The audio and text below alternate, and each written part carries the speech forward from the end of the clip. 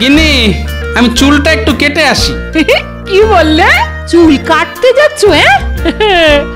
আহা, মুখে নেই গোঁফ দাড়ি, মাথা ভর্তি টাকের হাঁড়ি, ঘাড়ের নিচে বাবরি চুল, নাড়ালে দোলে দুল দুল। সেটা আবার কাটতে যাচ্ছে। আহা, একটা শুভ কাজে যাবার সময় টাক নিয়ে টিপ্পনি কেটো না তো।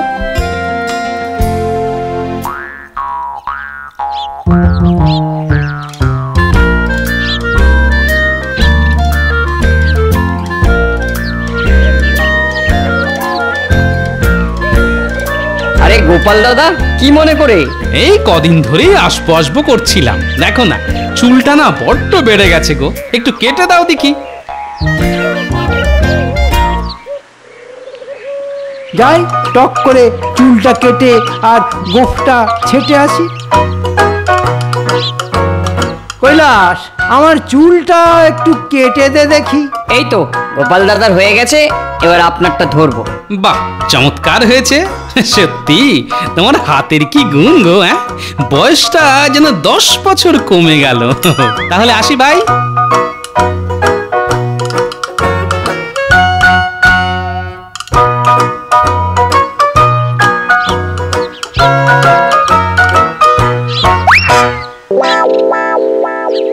বলি গিন্নি, গিন্নি একটু শুনে যাবে?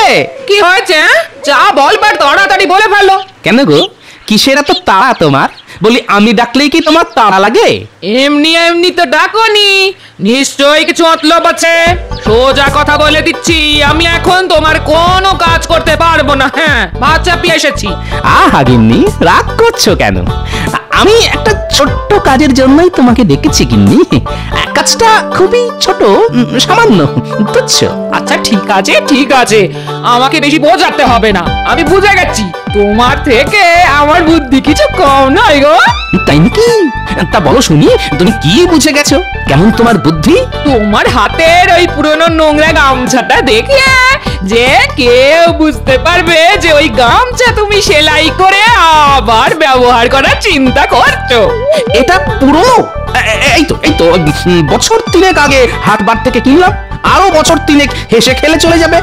শুধু একটু সেলাই করতে হবে, এই যা। তোমার লজ্জা করে না? এই এক গামছা 3 বছর ধরে ব্যবহার করে চলেছো। বলি কিপটে বুড়ো, আর কত কিপটেমি করবে। ছি ছি ছি ছি ছি ছি। হাই হাই গিন্নি, কি হবে গো? তুমি কি সত্যি চাও এই ছেঁড়া গামছা নিয়ে আমি রাজসভায় যাই আর সবাই আমায় ব্যঙ্গ করুক? না, সেটা চাই না বলেই কাল আমি তোমার জন্য নতুন গামছা কিনে এনেছি। এই নাও। বলি করেছো কি গিন্নি? আমার কথা ভেবে তুমি নতুন গামছা নিয়ে এসেছো?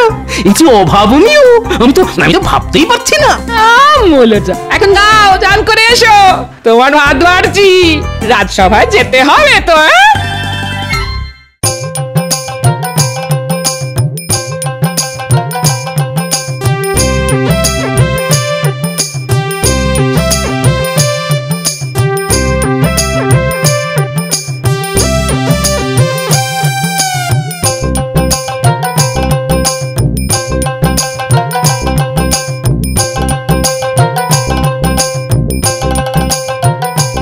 এই দেখুন মহারাজ, এটি আমার গিন্নি আমাকে উপহার দিয়েছে। বাহ বাহ বাহ, চমৎকার গামছা গোপাল। তোমার গিন্নির নজর কিন্তু বেশ উঁচু দরের।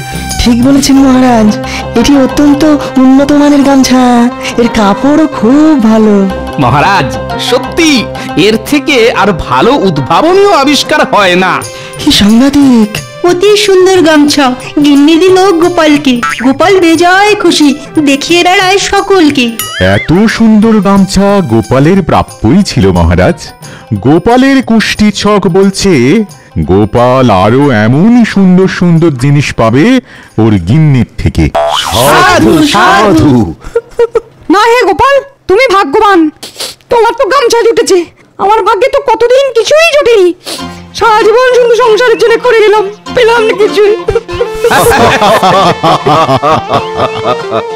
গোপাল, তোমার এত সুন্দর মন, এটাই আমার না খুব ভালো লাগে। তুমি আর তোমার গিন্নি নাতি নাতনিদের নিয়ে মহা আনন্দে থাকো, আর এটাই আমি সব সময় চেয়ে এসেছি। আপনার ভালোবাসায় আমি কৃতজ্ঞ মহারাজ। এটা কি হলো? গোপালকে নিয়ে মস্করা করার জায়গায় গোপাল এত প্রশংসা পেয়ে গেল, তা আবার মহারাজের মুখ থেকে।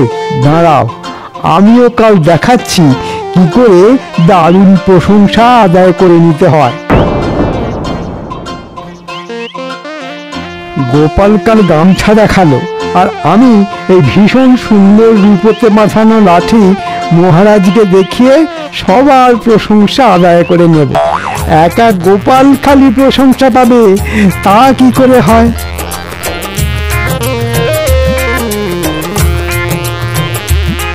মহারাজ, আমি সব সময় দেরি করে আসি বলে মন্ত্রী মশাই আমাকে বাঁকা কথা বলে, কিন্তু আপনি লক্ষ্য করে দেখবেন মহারাজ, এখন কিন্তু আমি আর দেরি করি না, বরং মন্ত্রী মশাই নিজেই দেরি করছেন। তা তো চিন্তার কারণ বটে। মন্ত্রিত্ব এরকম দেরি হবার কথা নয়। মহারাজ, মনে হয় আমাদের মন্ত্রী মশাই খাজনা আদায়ে ব্যস্ত। ওহে পণ্ডিত, বলি এক পক্ষকালে আর কতবার খাজনা আদায় হবে? না গোপাল, তুমি ঠিকই বলেছ। মন্ত্রী দেরি করা আমাকে সত্যি ভাবাচ্ছে। আমাকে মার্জনা করবেন মহারাজ, আজ আমি দেরি করেছি। অবশ্য গোপাল যখন দেরি করে বারবার আপনার মার্জনা পেয়ে থাকে, সেখানে আমি নিশ্চিত মাত্র একদিন দেরি করবার জন্য আপনার মার্জনা আমি পাবো। আবার আমার নাম করার কি দরকার তা তো বুঝছি না। হ্যাঁ হ্যাঁ, বেশ বেশ, মার্জনা করলাম, কিন্তু তোমার দেরি করার কারণ কি? মহারাজ, আপনি এই লাঠি দেখতে পাচ্ছেন? হ্যাঁ, সে তো দেখতেই পাচ্ছি। ওপরের এই অংশটি দেখুন, সম্পূর্ণ রূপতে বাঁধানো। বাহ মন্ত্রী, বাহ, লাঠিটা দেখতে কিন্তু চমৎকার লাগছে। কি বলো তোমরা সবাই? এ লাঠি নয় লাঠি, এ যেন জাদু কাঠি। কিন্তু মহারাজ, লাঠির সাথে দেরির কি সম্পর্ক? হ্যাঁ, তাই তো মন্ত্রী, কিন্তু লাঠির সাথে দেরির কি সম্পর্ক সেটা তো বুঝলাম না। হ্যাঁ মহারাজ, সম্পর্ক আছে। আমি এই লাঠি নিয়ে আজ হেঁটে হেঁটে আসছি। পথে সবাই দাঁড় করিয়ে আমাকে জিজ্ঞাসা করতে লাগলো কবে কি করে আমি এই লাঠি পেয়েছি। বাহ বাহ বাহ, তারা এও বলতে লাগলো যে এত সুন্দর লাঠি তারা আগে কখনো দেখেনি। সত্যি, সবাই সবাই ঠিকই বলেছে, এত সুন্দর লাঠি আগে আমি দেখিনি।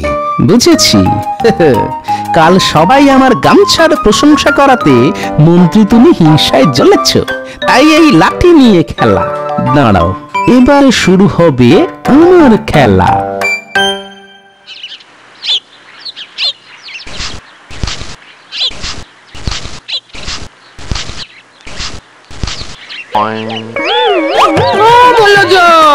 বলি কি ভীমরতি ধরল? বুড়ো বয়সে হাতে গোলাপ ফুল নিয়ে চললে কোথায়? কোথায় আবার যাচ্ছি? রাজসভায় মহারাজকে এই গোলাপ ফুল উপহার দেব। মহারাজকে গোলাপ ফুল দেবে? কেন?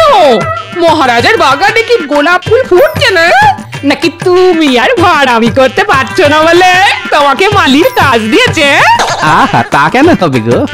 কি যে বলো, তোর মাথাটা না একদম খারাপ হয়ে গেছে। কি জানি বাবু, তোমাকে আগে কখনো এরকম ফুল হাতে তো দেখিনি, তাই। আচ্ছা আচ্ছা আচ্ছা, কথা কাটাকাটি বন্ধ করো তো, এখন আর বক বক করার সময় নেই, আমি চললাম। মন্ত্রী, তুমি আজ জব্দ। আমি বেশ বুঝতে পারছি তুমি আমাকে হিংসা করছো, আর তাই একখানা লাঠি নিয়ে এসেছো। তুমি তো জানো না, একটা লাঠির থেকে ফুলের জোর অনেক বেশি।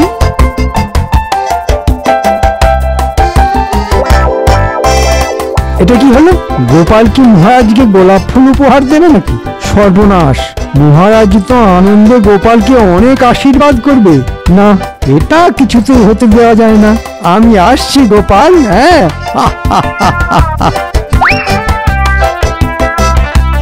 মহারাজ, এই গোলাপ ফুলটি আপনার জন্য। করেছো কি গোপাল? আহাহাহা, কি চমৎকার ফুল! এত সুন্দর ফুল অন্য কোথাও নয়, আমার বাগানেই যেন শোভা পায়। দেখেছো সবাই, গোপাল আমাকে কত ভালোবাসে। ঠিক বলেছেন মহারাজ, গোপালের আপনার প্রতি ভালোবাসার কোনো তুলনাই হয় না।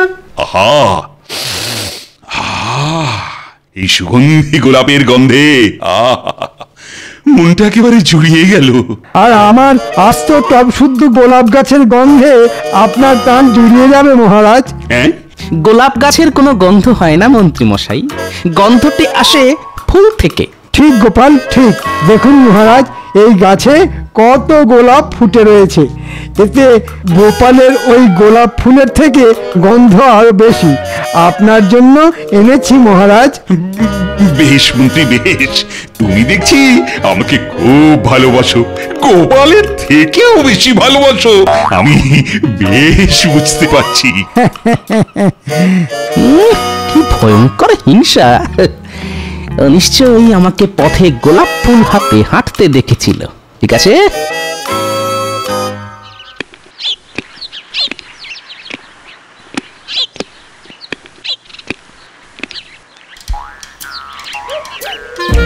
কি বুঝছো গোপাল? আপনি যথেষ্ট বিচক্ষণ মহারাজ, আপনি সবই বুঝতে পারছেন। প্রথমে লাঠি, তারপর টব শুদ্ধ ফুল গাছ, যা যা তুমি করছো আমার মন্ত্রীও ঠিক তাই তাই করে চলেছে। মন্ত্রী আমাকে কোনোদিনই পছন্দ করে না, সে তো আপনি ভালো করেই জানেন মহারাজ, কিন্তু এখন দেখছি হিংসার মাত্রাটা খুবই বেশি। তা আর কি করা যাবে, এইভাবেই চলুক। না মহারাজ, আমার অনুরোধ যদি আপনি রাখেন তাহলে মন্ত্রীকে আমি জব্দ করতে পারি। তা কিরকম জব্দ? মহারাজ, আপনাকে একটু অভিনয় করতে হবে। অভিনয়? তা কিরকম শুনি? আমি আপনাকে আমার জন্য একটা প্রাসাদ বানিয়ে দেবার অনুরোধ করব। সে কি গোপাল, একটা পুরো প্রাসাদ তোমার চাই? কই আগে কোনোদিন বলুন তো। না মহারাজ, আগে বলিনি, জানি আপনি না বলবেন, কিন্তু আমি যদি নবাবকে একটি প্রাসাদ আমার জন্য বানিয়ে দিতে বলি। তুমি কি বলছো না গোপাল, আমি কিছুই বুঝতে পারছি না।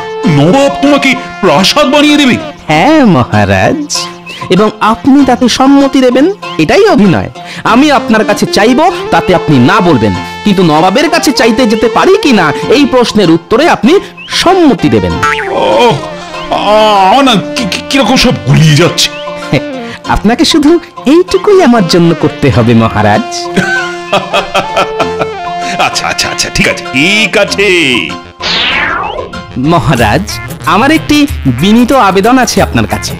আপনি যদি আমার আবেদনটি রাখেন তাহলে আমার খুব উপকার হয়। তা বলো শুনি, কি তোমার আবেদন? মহারাজ, আমি একটি প্রাসাদ বানাবার আবেদন রাখছি আপনার কাছে। ওই একচালা মাটির বাড়িতে থাকতে আর মন চায় না মহারাজ। অসম্ভব গোপাল, তোমার এই আবেদন আমার পক্ষে রাখা সম্ভব হচ্ছে না। গোপালের মাথায় সম্ভবত কোনো রোগ হয়েছে মহারাজ। গোপালের এখন কি মহারাজের মতন প্রাসাদে থাকবার শখ হয়েছে? আমার খুব প্রয়োজন, তাই আমি আবেদন করেছি। কিন্তু গোপাল, তোমার কুষ্টিতে প্রাসাদে থাকা নেই যে। ওহে গোপাল, এ হলো ওই মনের অসুখ, আমার কাছে এর পাচন আছে। ঠিক আছে মহারাজ, আপনি শুধু এইটুকু অনুমতি আমাকে দিন যাতে আমি নবাবের কাছে প্রাসাদ বানানোর আবেদন করতে পারি। গোপাল, তোমার কি মনে হয় নবাব তোমার কথা শুনবে? দেখাই যাক না কি হয়। বেশ, এই অনুমতি আমি তোমাকে দিচ্ছি। তুমি নবাবের কাছে প্রাসাদ বানানোর জন্য আবেদন করতেই পারো। এবার নবাব তোমার আবেদন রাখবে কিনা সেটা তার ব্যাপার।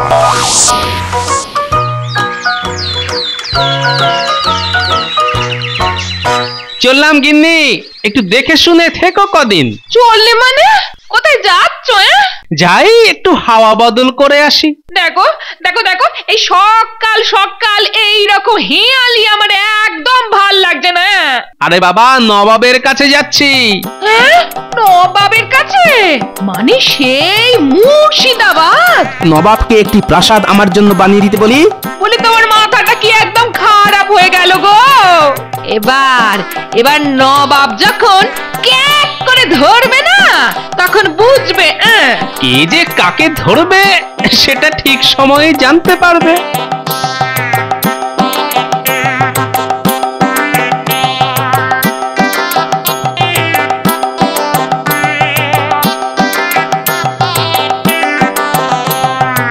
গোপাল, কি ব্যাপার? এরকম আচমকা তোমার আগমন তো আগে ঘটেনি। তোমার রাজার শরীর ভালো আছে তো? হ্যাঁ, কি বলো উজির? আগে হ্যাঁ জাহাপানা, গোপাল নিশ্চয়ই কোনো আবেদন নিয়ে এসেছে। আবেদন কিরকম শুনি গোপাল, বলো দেখি। হ্যাঁ নবাব বাহাদুর, আমার আবেদন হলো আপনি আমাকে একটা প্রাসাদ বানিয়ে দেবেন, আমি সেখানে থাকবো। গোপালের ইচ্ছে হয়েছে প্রাসাদে থাকবে, বাহ, শক্ত মন্দ নয়। তা কৃষ্ণচন্দ্র তোমাকে অনুমতি দিয়েছে গোপাল? হ্যাঁ হুজুর, আমি মহারাজের অনুমতি নিয়েই এসেছি। বেশ বেশ বেশ, আমি তোমাকে প্রাসাদ বানিয়ে দেবো, কিন্তু একটা শর্তে। শর্ত? হ্যাঁ শর্ত, সেই প্রাসাদ বানানোর খরচা তোমাকে কিন্তু সুদে আসলে দিতে হবে। একবারে দিতে পারবে না জানি, তাই প্রতি মাসে মাসে দিতে হবে। বলো রাজি? রাজি হুজুর, রাজি রাজি। তবে প্রতি মাসে ঠিক কত মূল্য দিতে হবে সেটা বললে খুব ভালো হয়। খাজাঞ্চি, মূল্যের পরিমাণ কত হতে পারে? আগে মানে হুজুর, গোপাল যদি প্রতি মাসে মাসে দেয় তাহলে এক মাসের মূল্য হবে 300 মোহর। হ্যাঁ, কি গোপাল পারবে? নবাব বাহাদুর, প্রাসাদ বানানো শেষ হবার ঠিক 6 মাস পর থেকে আমি দিতে পারবো। আগে কিছু টাকা পয়সা জমিয়ে নিই, প্রতিদিন 10 মোহর করে মাসে 300 মোহর দিতে পারবো। 6 মাস? কিন্তু এই 6 মাস কি হবে? চিন্তা করবেন না নবাব সাহেব, এই 6 মাস আমি আপনার হয়েই কাজ করব, অন্য কোথাও যাব না। বাবা বাবা, এই তো সুযোগ, এই হাতছাড়া করা যাবে না। গোপালের বুদ্ধি এবার থেকে আমার হয়েই কাজ করবে। বেশ, তোমার প্রস্তাবে আমি খুশি, তুমি আমার হয়েই কাজ করবে। হ্যাঁ মন্ত্রী, এবার তুমি জব্দ হবে।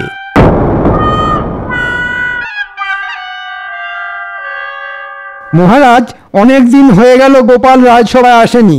এরকম তো দিনের পর দিন চলতে পারে না। আজ সকালেই আমার কাছে গোপালের একটি পত্র এসেছে, আর তাতে গোপাল জানিয়েছে তার প্রাসাদ নবাব বানিয়ে দিয়েছে, সে এখন সেই প্রাসাদেই থাকছে। হ্যাঁ, কিন্তু এ কি করে সম্ভব হলো মহারাজ?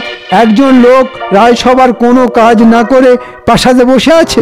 নবাব গোপালের কথায় যদি খুশি হয়ে প্রাসাদ বানিয়ে দেয়, আমার তো কিছু বলার নেই। গোপাল রাজপ্রাসাদে, নবাব পড়ে ফেসাদে। গোপাল একটা আস্ত প্রাসাদ পেয়ে গেল না, আমাকে গিয়ে দেখতে হচ্ছে। আমিও নবাবের কাছে প্রাসাদ বানিয়ে দেবার আবেদন করব। একা গোপাল আস্ত প্রাসাদে থাকবে, এটা কিছুতেই মানা যাচ্ছে না।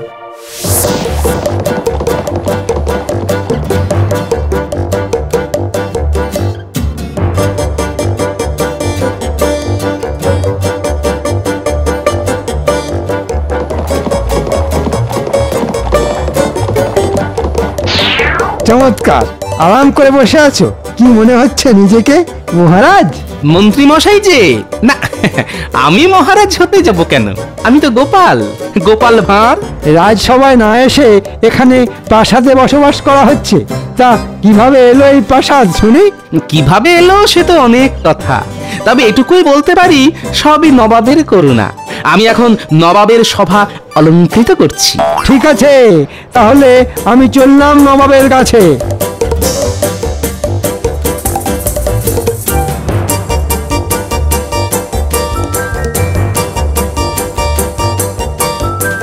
কি খবর মন্ত্রী, তুমি কৃষ্ণচন্দ্রের রাজসভাতে না থেকে এখানে হাজির হলে কেন? তোমাকে তো আমি ডেকে পাঠাইনি। নবাব সাহেব, আমি একটা আর্জি নিয়ে আপনার কাছে এসেছি।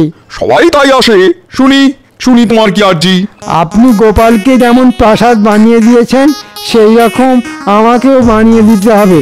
গোপাল যেমন আপনার সভা অলংকার করছে, আমিও সেই রকম আপনার সভা অলংকার করব। তোমার স্পর্ধা তো কম নয়, দূর হয়ে যাও এক্ষুনি চোখের সামনে থেকে, তোমার মুখ আমি দেখতে চাই না। আজ্ঞে হুজুর। যাও।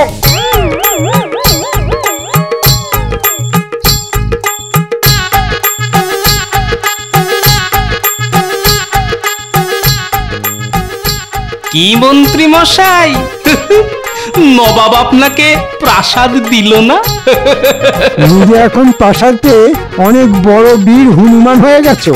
তবে শুনে রেখো, আমি কিন্তু কৃষ্ণনগরের মন্ত্রী, আর তুমি একটা ভাঁড়। আমার আপনার মতো অত হিংসা অহংকার নেই মন্ত্রী মশাই, আমি এক কথায় এই প্রাসাদ মুক্ত হস্তে দান করে দিতে পারি। বাবা, তাই নাকি? তা এতই যখন দরদ, তাহলে আমাকে দাও না দেখি, তুমি কত বড় দাতা। বাহ, এই তো সুযোগ। দাঁড়ান মন্ত্রী মশাই, আমি নিচে আসছি।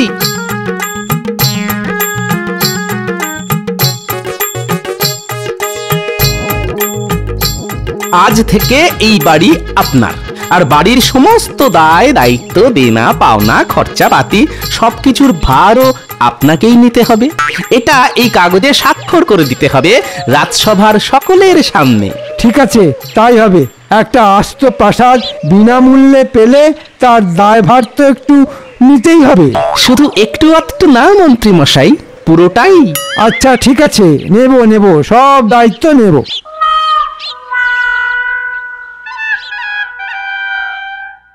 তাহলে মহারাজ, আজ থেকে গোপালের প্রাসাদ আমার হয়ে গেল। হ্যাঁ, সে তো হলোই। তার সাথে ওই প্রাসাদের সব দায়ভার, খরচপাতি সবই আপনার। এই প্রাসাদ এখন আমার। কি আনন্দ, কি আনন্দ! গোপালের থেকে এই প্রাসাদ হাতে নিয়ে আনন্দটা আরো বেশি হচ্ছে। আমি আর ভাবতে পারছি না। কে তোমরা? হঠাৎ করে আমার সামনে এসে দাঁড়ালে কেন? আচ্ছা, আপনি কি এই গোপাল ভাঁড়ি থেকে এই প্রাসাদটা কিনে নিয়েছেন? গোপাল আমাকে এই প্রাসাদ দান করে দিয়েছে। আমি এখন এই প্রাসাদের সর্বেসর্বা, বুঝলে? তাহলে তোমাকেই টাকা দিতে হবে। মানে কিসের টাকা? এই যে শুনুন, পুরো 1 মাস কেটে গেছে।